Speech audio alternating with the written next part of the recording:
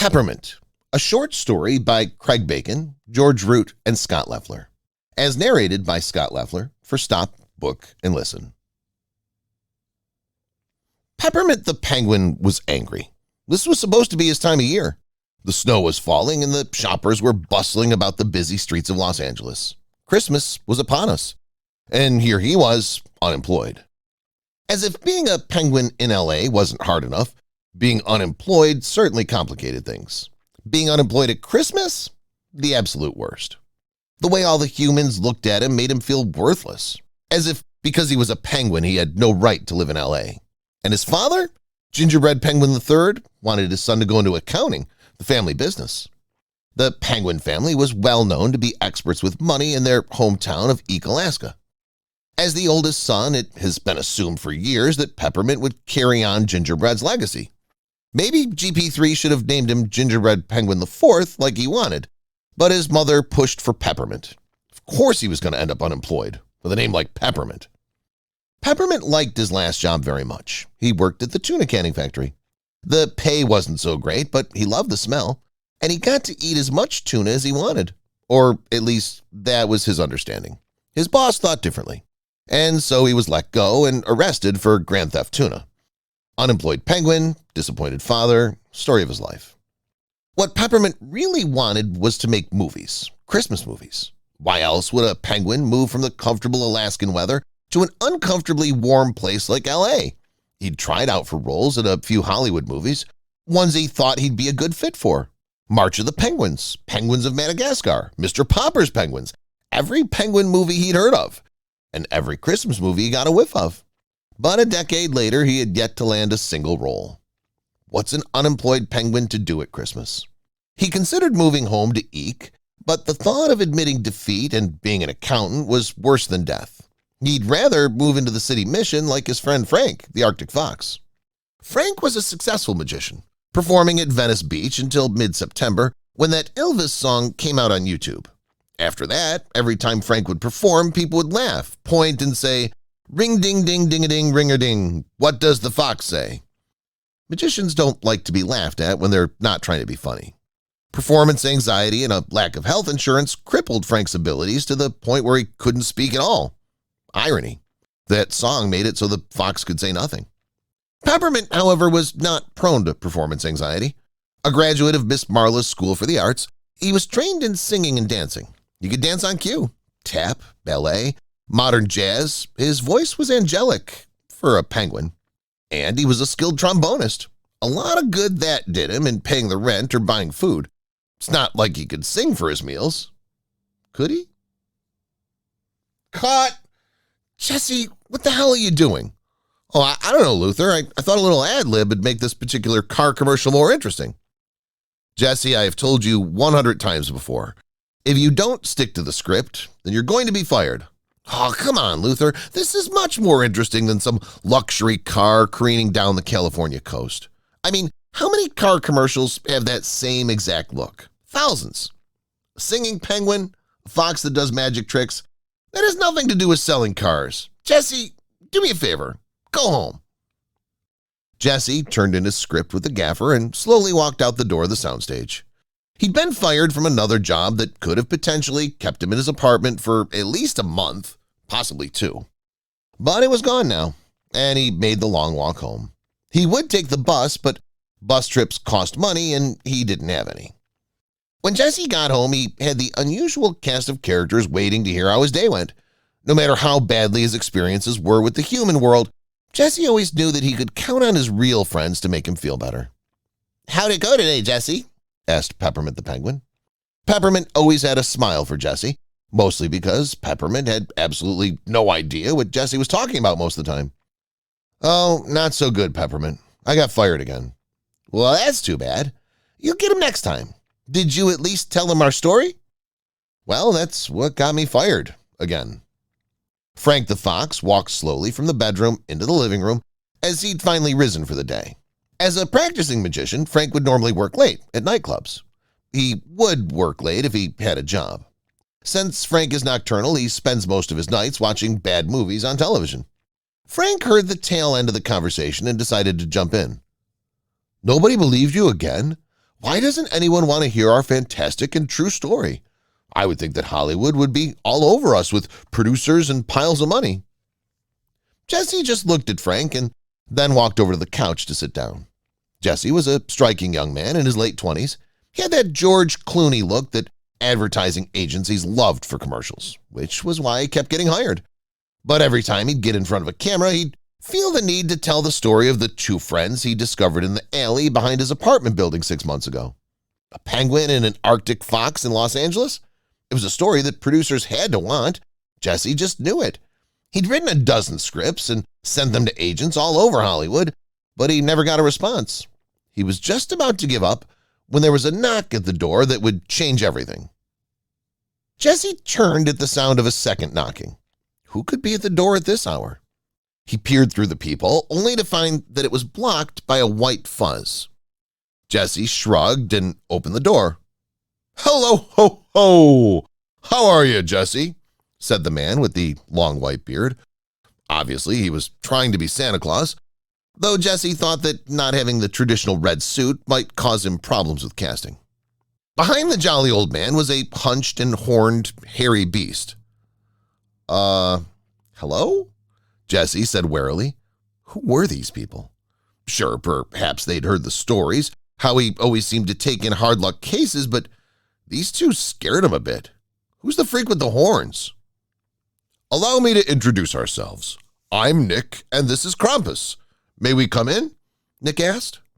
Jesse, still dumbfounded, moved aside to allow the duo to enter his abode. "I'm sure we came at a bad time, but for us, it is of the essence. I've followed your career for some time, and we believe that you're the perfect person to assist us," Nick continued. The beast beside him nodded. "Okay, I get it. You're Santa Claus. But who's that?" Jesse motioned towards the hairy thing beside Nick. Frank and Peppermint stood at the corner of the hallway, ready to make a break for it if the need arose. "See, that's the problem," Santa slumped. "No one remembers anymore. We're quickly becoming has-beens, which is why we need you. You see, I make a naughty and nice list every year, but only of the believers. And both those lists get smaller and smaller each year. Someday those lists will cease to be, and so will we. We need you to save Santa Claus and Krampus." Krampus?" Peppermint asked timidly as he moved closer to the action. Frank slithered around the corner and melted deeper into the shadows. "Yes, Krampus. He's my partner, and he's been mostly forgotten. While I reward the good children with gifts and candy, Krampus delivers the coal for bad children and sometimes throws the really naughty kids into a sack and steals them off to his lair." "Sounds real Christmassy. I can see why no one knows about him," Peppermint stated, getting even braver. "I mean, shouldn't we not be scaring children so much?" Santa sighed and lowered his shoulders. "We all play our part in the great pageantry of the Christmas season. Without one, we're unequal and bring about our eventual demise all the sooner. We need your help, Jesse. And yours, Nick pleaded with Frank and Peppermint. "And you're coming to me? I'm a two-bit actor in a town where I can never keep a job. I can't keep a job because I always try to pitch my own Christmas movies featuring my friends, Frank and Peppermint." "You have it within you to save our lives and the celebrations of Christmas and Krampusnacht. I believe in you. We believe in you. You can save Christmas," Nick exclaimed. The beast beside him nodded in agreement. "I've got a terrific idea," Peppermint shouted and bounced onto the coffee table. "Santa and, Cramp guy," Peppermint started. "Krampus," Santa corrected the penguin gently. "Yeah, okay," Peppermint said. "Krampus, what if we all make a movie about all of us and remind children about the true meaning of Christmas and crab snatch?" "Krampusnacht," Santa interrupted. "Right," Peppermint continued. "See, I can sing, and Frank does magic tricks, and Jesse's about the best darn actor this side of the canning factory. See, it could be called Peppermint Saves Christmas." "And Krampusnacht," Santa interjected. "Sure, whatever, Nick," Peppermint continued.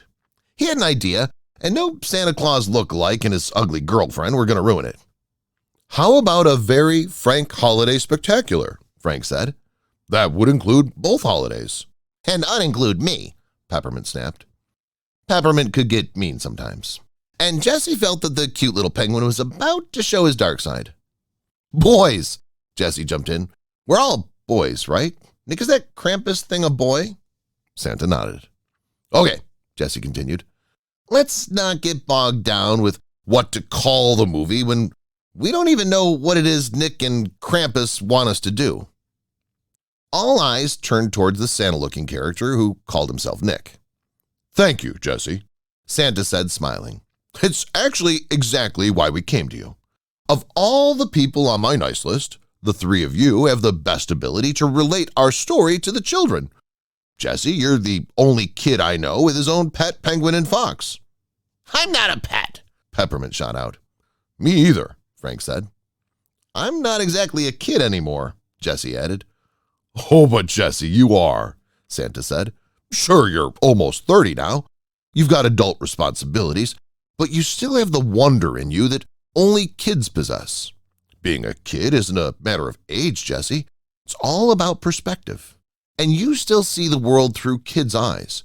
That makes you the perfect person for my plan. What is your plan, Santa? Jessie said, starting to wonder if maybe this really was St. Nick. All the while, Krampus stood behind Santa slightly to his left, silently hunched over as if at any minute he may spring and stuff the animals into a sack. And Peppermint and Frank looked at Krampus as though they feared exactly that. Santa sensed their fear and reassured them.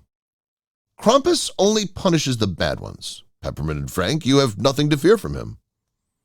Peppermint shrugged his penguin shoulders and sat on the couch. Frank joined him, as did Jessie. Santa sat in Jessie's rocking chair and Krampus stayed standing. You see, kids, in the old world, Christmas and Krampusnacht meant something, Santa said. We were a tandem, the yin and yang, if you will, of rewards for the good and punishment for the bad. It was like that for centuries. But as more people left the old world in favor of America, they left Krampusnacht with it. People didn't want to recognize the bad, only the good. This created chaos, unbalance, and it's led us to here. Not only do people not remember Krampusnacht, they've stopped believing in me.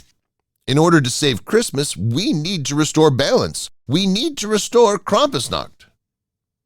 Great, Jessie replied with a less than enthusiastic tone. Why us? You still haven't answered that. Okay, Jessie.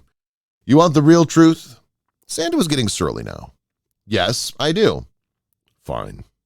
Who else but a 29-year-old desperate actor who's just about to lose his apartment for the third time this year and lives with a talking penguin and magical fox could be stupid enough to actually put any effort into a story about Santa and Krampusnacht? Okay. Yep, that works. Besides, kid, you don't have any other plans at the immediate moment, do you? No, I do not. How do we do this? We could burst into a producer's office and threaten to blow his fucking brains out if he doesn't make our movie. That'd work. Up to this point, Krampus had not said a word. Now, Jessie knew why Santa had preferred to keep his companion quiet. The outburst by Krampus had spurred a brief second of reflection on possible ways to get a Santa and Krampusnacht movie made, but those reflections quickly dissipated in the face of reason. So that's why he keeps quiet, Jessie observed. Santa blushed slightly and then just said, yeah.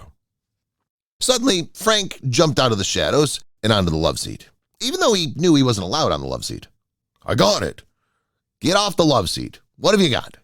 Jessie was particular about that love seat, even though it came with the furnished apartment. Frank jumped off the love seat, looked at Jessie for a second, and then went back onto his train of thought. We write an odd couple kind of thing, film it with Jessie's high-def camera, and put it on YouTube. Santa looked confused.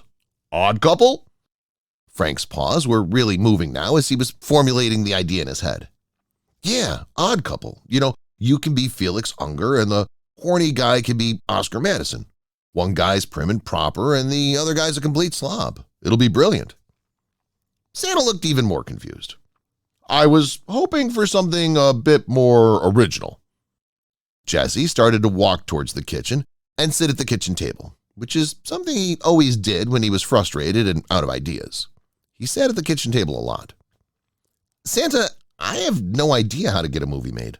All I know is that it takes a lot of money and a lot of resources that I don't have. Besides, how am I supposed to sell the world on the idea of some horny guy stealing their kids on Christmas Eve? Frank got that look in his eyes again. Blair Witch Project. Jesse looked over at Frank with a perplexed look on his face. Blair Witch Project? Yes, we do a found footage thing about Krampus and his importance to the balance of Christmas.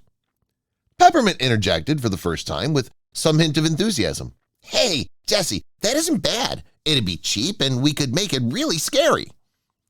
Santa put his hands in the air and started laughing nervously. Whoa, fellas. I mean, we don't want to turn Christmas into a horror story. Frank walked over to Santa with a sense of authority.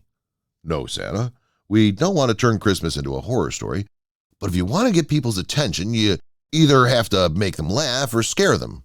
Fluffy here isn't making anyone laugh, but he can sure scare people. After all, isn't that his job? What if we made a found footage movie that showed just what happens to children who are bad and we make Krampus the star? Santa started to slowly nod his head. That may work.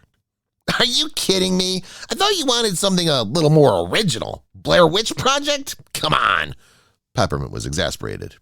We have Jesse, one of the greatest cinematic minds of our time, and you want to remake a bad movie into a Christmas horror story? Oh, and I'm sure you have a better idea. Frank snapped sarcastically. Of course! Peppermint turned to Santa and Krampus. You must have some kind of yearly tradition you followed in the old world. Why don't we recreate that in the park across the street? There are always people in the park. Showcase it like some public theater moment. The park where that guy went crazy and killed that girl over the summer? Jesse asked. He fidgeted slightly, thinking how he was lucky to even get an apartment as nice as this one. It was because no one else wanted it.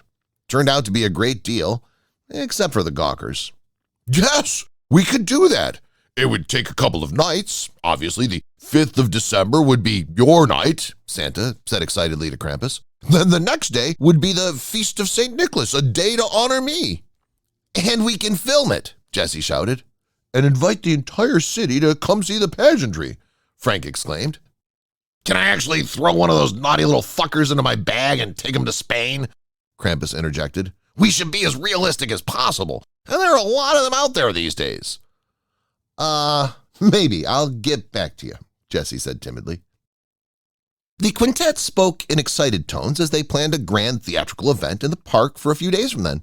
There was a lot of planning to do and little time.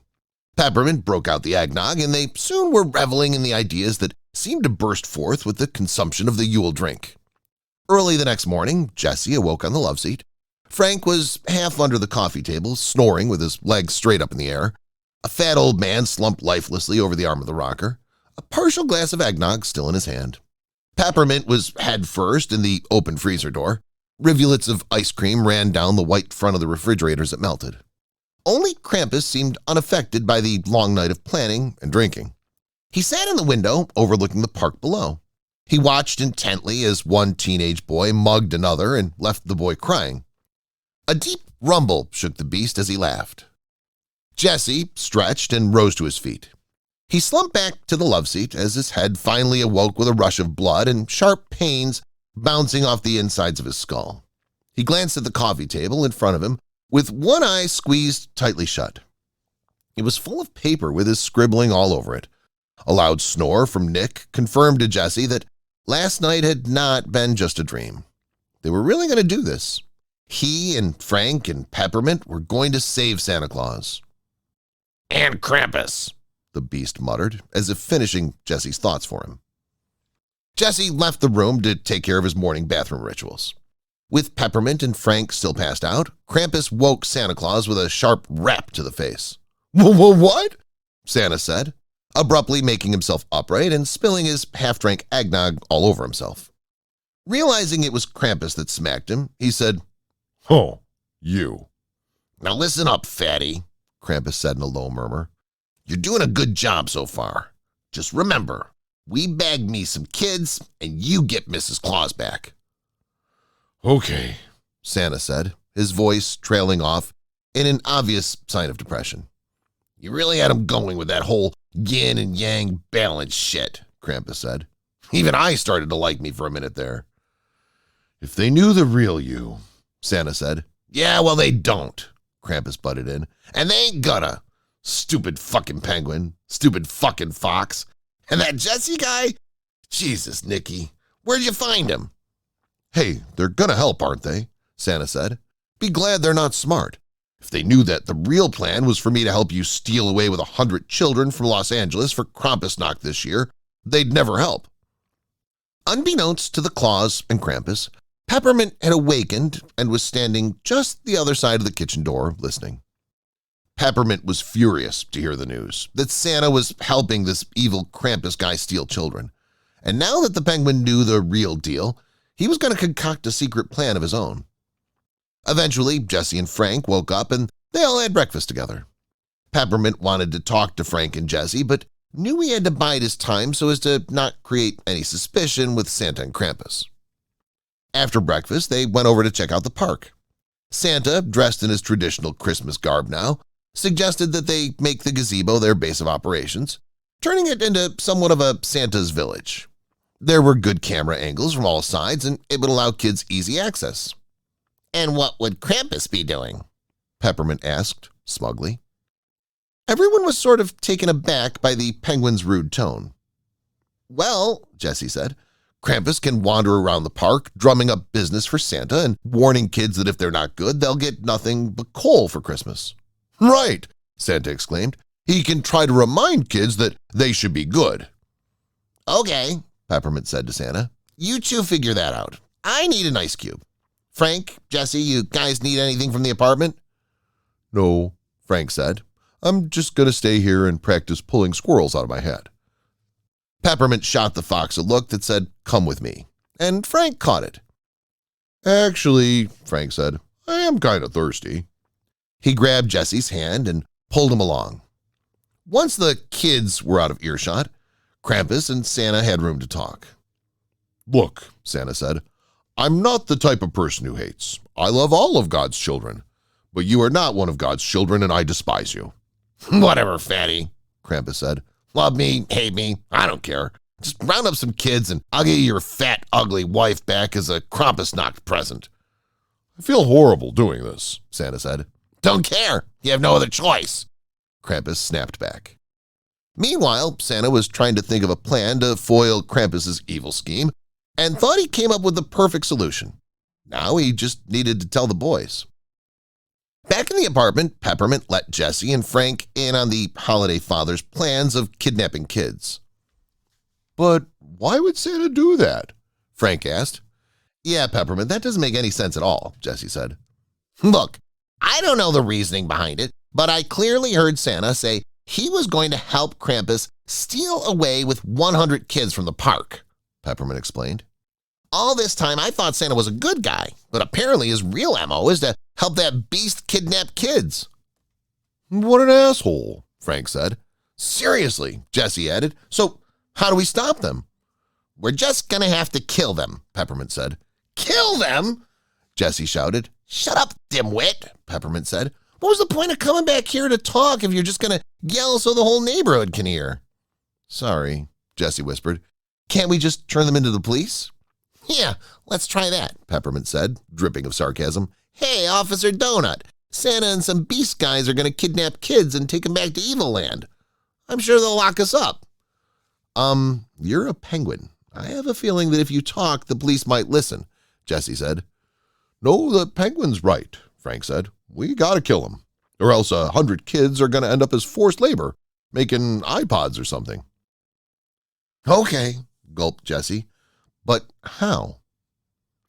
After the trio discussed their plans, they headed back to the park, each with a butcher's knife hidden in their clothes. Seeing the kids coming back, Santa tried to break free from Krampus so he could get their help in thwarting Krampus's scheme. Krampus was ready, though, worried that Santa might try to turn on him. He stuck by Nick's side, not giving him any room to talk to the kids. "Team meeting," Peppermint yelled. "Let's go into the gazebo and talk."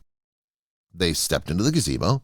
First Santa with Krampus nearly glued to his side, then Frank, Peppermint, and Jessie.